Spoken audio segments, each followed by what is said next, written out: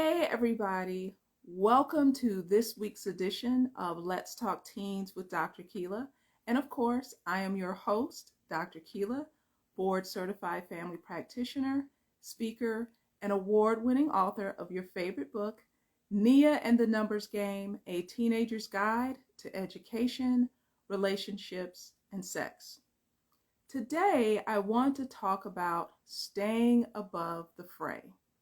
Now, I assume that most people have probably heard that phrase before, but in case you haven't, the definition of being or staying above the fray means to remain uninvolved in struggle or a difficult disagreement, or taking on a nonchalant and mature attitude when it comes to a dispute.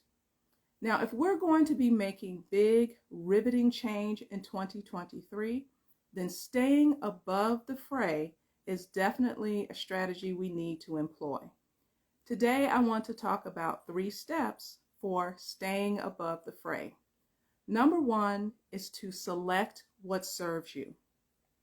Now, if you've been paying attention to Let's Talk Teens the past few weeks, I've been talking about changing your algorithm, changing your attitude, and choosing things that help you to become a better, smarter, or richer person.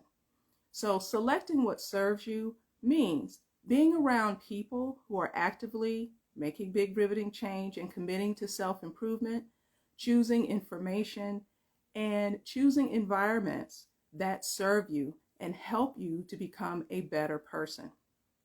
Step number 2 for staying above the fray is choose your atmosphere.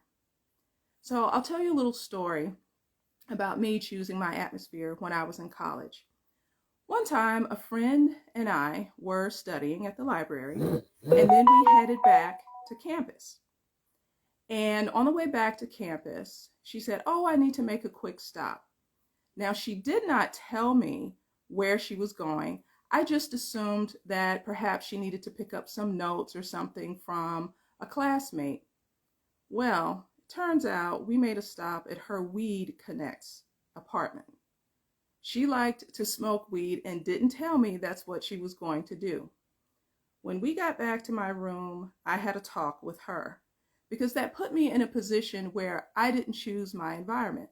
I said, suppose he was being watched by the cops and they decided to do a raid at that moment.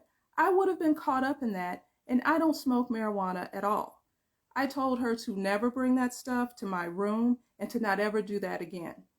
And although that was an activity she liked to do, I chose not to be around her whenever she was doing it.